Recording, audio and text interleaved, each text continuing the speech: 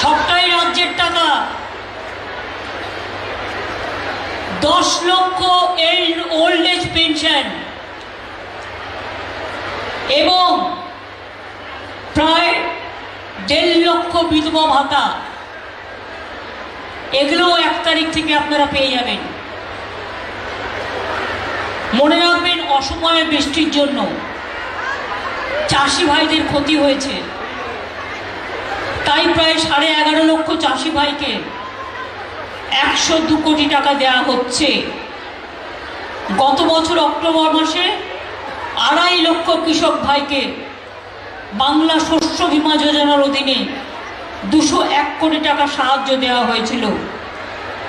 আর 2019 সালে বাংলায় যে শস্য বীমা যোজনা চালু হয়েছিল, প্রায় 98 লক্ষ কৃষককে 2800 কোটি টাকা দেওয়া হয়েছে। এখন আর ইন্স্যুরেন্স করবার জন্য টাকাটা চাষিদের দিতে হয় না, টাকাটা আমরা গভর্নমেন্ট থেকে দিই। চাষি জমি মিউটেশন করার জন্য টাকাটা আপনাদের দিতে হয় না, বিনা পয়সায় করে দেওয়া হয়। 1 তারিখ থেকে আরও 7,000 মানবিক ভাতা পাবেন। কন্যাশ্রী 85 ছিল, আরও 10 লক্ষ পাবেন, 95। রূপশ্রী, এই যে দেখলেন একটু মেয়ের বিয়ে হয়ে গেছে, আমি একটা বেনারসি দিলাম। বিয়েতে আমরা 25,000 টাকা করে দিই। যারা গরিব, যারা বিয়ের জন্য অসুবিধে হয়, অ্যাপ্লাই করে, তাদেরও আমরা 25,000 টাকা করে দিই। আর কন্যাশ্রীর মেয়েরা পড়াশুনো করলে 18 বছর যখন হয়, যদি সে বিয়ে না করে পড়াশুনো করে, সে আলাদা 25,000 টাকা পায়, প্লাস কলেজে পায়, স্কুলে পায়, ইউনিভার্সিটিতে পায়। সংখ্যালঘুরা ঐক্যশ্রীতে পান। মনে রাখবেন, 3.5 কোটি টাকার বেশি, 3.5 কোটির বেশি লোককে ঐক্যশ্রী স্কলারশিপ দিয়েছি, সেন্ট্রাল গভর্নমেন্ট বন্ধ করে দিয়েছে। মনে রাখবেন, মেধাশ্রী আমি চালু করেছি। যারা ওবিসি ছিলেন তাদের সব স্কলারশিপ বন্ধ করে দেওয়া হয়েছিল, কিন্তু আমরা তাদের টাকা বন্ধ করিনি, আমরা রাজ্য সরকার থেকে চালাচ্ছি। আমার তপশিলি ভাই বোনেরা শিক্ষাশ্রী পান।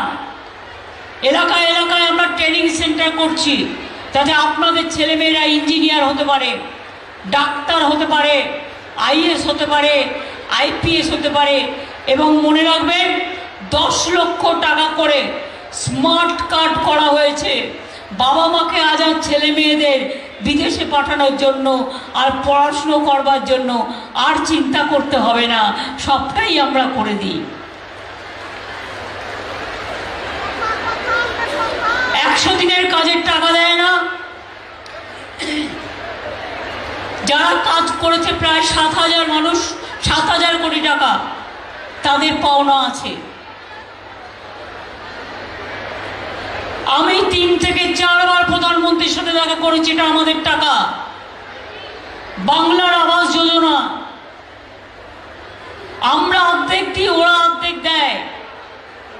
সেই টাকা থেকেও বাংলা থেকে জিএসটি থেকে তুলে নিয়ে যায়। 2 বছর ধরে দিচ্ছে না। গ্রামীণ রাস্তার টাকা দিচ্ছে না। আমি আগে 1 লক্ষর ওপর রাস্তা করেছি। কিছুদিন আগে পথশ্রী আরো 12, পথশ্রী 2 12,000 রাস্তা করেছি। পথশ্রী 1-এ 25,000 করেছি। এখন আবার দিয়েছি, আরো 12,000 গ্রামীণ রাস্তা হবে পথশ্রীতে। আমি আপনাদের বলি, রাজ্য জুড়ে বাংলা সহায়তা কেন্দ্র চলছে। যদি কাস্ট সার্টিফিকেট নিয়ে কারো কোনো গ্রিভ্যান্সেস থাকে, 12 তারিখ পর্যন্ত পোলিং স্টেশনে অফিসাররা আপনাদের কাছে যাচ্ছেন। আমি পঞ্চায়েতকেও থাকতে বলবো, বিডিওদেরও থাকতে বলবো, তারা এই ব্যাপারগুলো সমাধান করবে।